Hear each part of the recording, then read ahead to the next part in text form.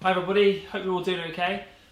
So we're going to do some Tour Pro analysis. We had a few requests to look at some of the Tour Pro swings and go through them a little bit. So today I'm going to start with Jon Rahm's swing, and in particular his short backswing and how he creates so much power and speed from that short position, and see if there's anything that we can do that he does or anything we should avoid. Remember, Jon Rahm's a really strong, athletic guy, creates a lot of natural speed and does some things that potentially we won't be able to do. But anyway, we'll get into it now and have a look. Okay, so we're now over at the laptop and we're going to have a look at Jon Rahm's swing in a bit more detail, but we're not going to get into too much on it. And we're just going to look at this backswing length and how he creates so much power from this position. And also we're going to look at his ball position and why he has it so far forward and why that's important to create that launch and distance really. So looking at his down the line position, we're going to take the swing up to the top and we're going to get into this position here. Okay, so this is this shortened backswing, so nowhere near parallel, and he's going to create a lot of speed and a lot of power. He's got one of the fastest club head speeds on the PGA Tour. He's definitely up there. So let's have a look. So what we want you to look at now is this left hip and how he's going to compress and open and to use the ground, really using the ground force to create that power. So you can see there that push down and unwind. There you go. And really, we'll just do that bit again. You can see that the body's moved. There you go. A lot of unwind and shift with the lower half, but the club hasn't moved a lot yet. There's not been a lot of movement in the golf club. And that's because he's created like a coiled spring effect. So if we have, this represents his hips and body, and this represents his arms and the club, they're connected together, okay? He can't disconnect these. They are connected, but he can create some sort of stretch between the two. So as the club goes up to the top, everything moves and this separates away. So the hands and arms are separate from the body now.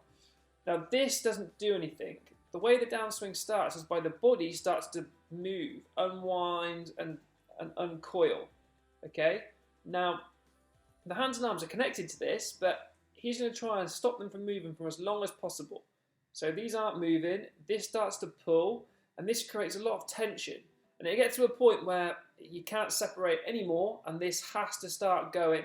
But because there's so much tension now, this spring effect moves, and the club starts catching up and creating so much speed, and then gets down to impact. And it's that sort of pulling and that unwinding, that speed, which is how Jon Rahm creates all that power and clubhead speed. We'll have a look at his clubhead speed in a second, but I just want you to see now how this club gets out in front of him and he moves down to impact. So again, that is how we use the ground to create so much speed. Let's just look from front on. So one thing I want us to notice is his ball position here, how far forward it is in his stance. This is because he wants to hit up on the golf ball. The key to long driving is to launch that ball up, which creates a lower spin. We're not going to talk too much about that in this video. We could do a whole video on spin on the golf ball, but it creates a low spin and a high launch, which is optimum for long carry. So as he goes to the top, really wide, and again, you can't make your arms grow any longer. He can create that width because he has got long arms. He's creating that width. What he's not doing is bending the arms and shortening that arc. He's creating width in the arc, and that's one of the keys in swing principles to creating a lot of speed and power, width of arc. So at the top, full shoulder turn, no different to any of the other Tour pros. Powerful position. His arms haven't gone all the way around his body, but he's still got a slightly shortened position, but he's created a massive amount of width still. So as he moves down to impact, gets into this really powerful impact position. He's hit the ball on the upswing. Again, we can see here that, if I just get this video in the right place, there you go. That club is now at the bottom of the arc, so that's at the low point now. The ball's forward, so this club head here is going to start rising up now into impact. And you can see that ball's launched up. And again, really strong position. Would I recommend this to someone at home? Probably not. And the reason behind this is we go up to his TrackMan numbers here. Jon Rahm's creating 117 mile an hour clubhead speed. The average club golfer creates 89 to 90 mile an hour clubhead speed with the driver. Your driver will have the fastest speed out of all the clubs that you use. So 117 mile an hour. So he's creating loads more speed, and that's why he needs to hit up. He needs to create a lower spin, and he needs to launch it around this to get optimum carry for his clubhead speed.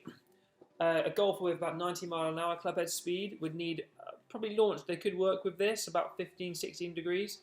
Spin rate would need to be nearer 2.5 to 3,000 to keep the ball in the air. If you don't have enough spin with enough ball speed, so again, he's got a high ball speed. If you have a low spin, low ball speed, it's going to drop out of the air. You need launch and low spin and ball speed. So as a rule, the higher the ball speed, the lower the spin, the higher the launch needs to be to get optimum carry distance. Again, I'll do a video on that just so you understand how to get the most out of your driving. But there we go. That's why Jon Rahm hits the ball so far with such a short swing.